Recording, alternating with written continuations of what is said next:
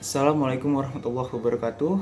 Izin memperkenalkan diri, nama Iqbal Rofiki, kelas Manajemen 18C dengan mata kuliah Manajemen Risiko NPM 184111175. Di sini saya akan menjelaskan sekaligus kuis manajemen risiko, yaitu manajemen risiko hukum dan kepatuhan.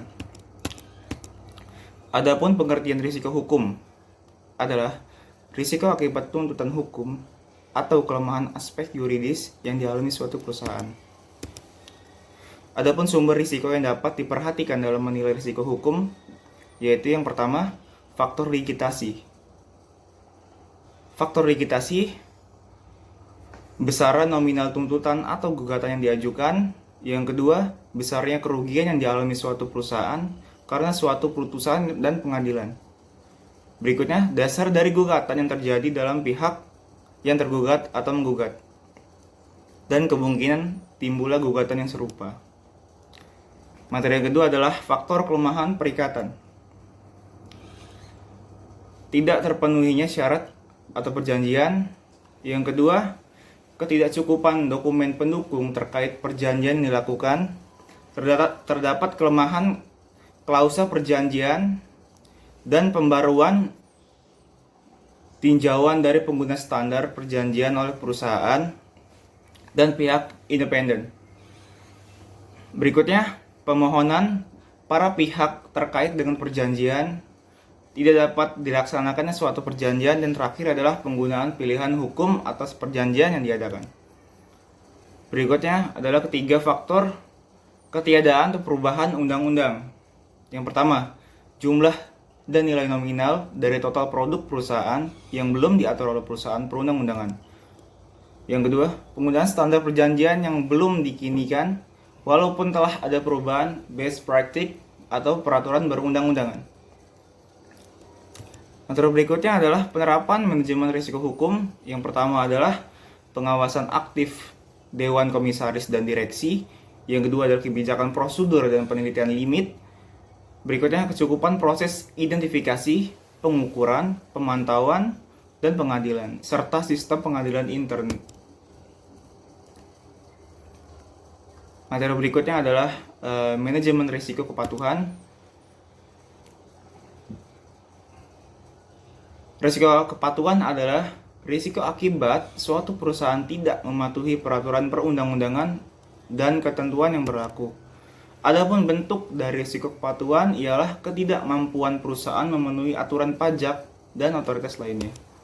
Sumber-sumber risiko kepatuhan antara lain adalah jenis signifikasi pelanggaran dilakukan dengan cakupannya terhadap pelanggaran ketentuan yang berlaku dan komitmen kepada pemegang otoritas. Yang kedua adalah frekuensi pelanggaran yang dilakukan atau track record kepatuhan perusahaan, yang maksudnya adalah frekuensi bersifat historis dengan melihat tren kepatuhan perusahaan selama 3 tahun terakhir. Yang ketiga adalah pelanggaran terhadap ketentuan atas transaksi keuangan tertentu, yang mana hal ini terjadi karena aktivitas ekspor dan impor yang harus memenuhi standar yang berlaku umum. Berikutnya materinya adalah tujuan utama risiko kepatuhan. Untuk memastikan proses manajemen risiko dapat meminimalkan dampak negatif dari perilaku perusahaan yang melanggar standar yang berlaku secara umum dan peraturan undang-undang yang berlaku. Adapun penerapan manajemen risiko kepatuhan. Pengawasan aktif Dewan Komisaris dan Direksi. Yang pertama adalah memastikan bahwa manajemen risiko kepatuhan dilakukan secara terintegrasi dengan manajemen risiko lainnya. Yang kedua, sumber daya manusia. Di sini disatukan kerja kepatuhan dilarang ditempatkan pada posisi yang menghadapi konflik kepentingan dalam melaksanakan tanggung jawab fungsi kepatuhan. Yang ketiga, organisasi manajemen risiko kepatuhan memiliki tanggung jawab yang jelas untuk masing-masing satuan kerja yang melaksanakan fungsi manajemennya risiko untuk risiko kepatuhan. Yang B, kebijakan, prosedur, dan penetapan limit. Yang pertama, ada strategi manajemen risiko, merupakan bagian integral yang tidak dapat dipisahkan dari perusahaan. Yang kedua, tingkat risiko yang akan diambil dalam toleransi risiko.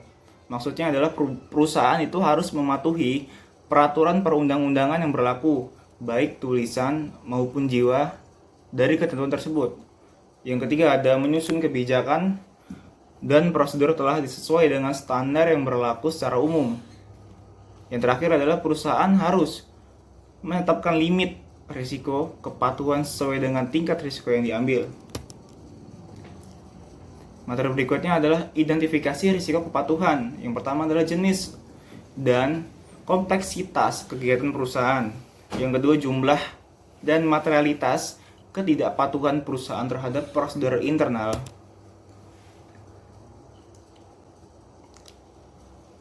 Di sini ada pengadilan risiko kepatuhan.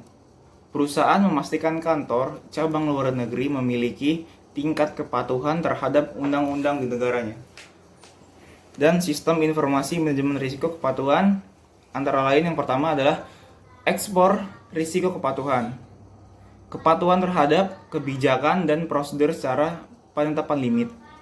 Realisasi pelaksanakan manajemen risiko aspek risiko kepatuhan dibandingkan dengan target yang telah ditetapkan. Adapun sistem pengadilan internal. Perusahaan harus memiliki sistem pengadilan intern untuk risiko kepatuhan. Memastikan tingkat respon perusahaan terhadap penyimpangan standar yang berlaku secara umum, ketentuan dan perundang-undangan yang berlaku. Baiklah, demikian hasil kuis saya mengenai materi yang tadi saya sampaikan. Saya akhiri, wassalamualaikum warahmatullahi wabarakatuh.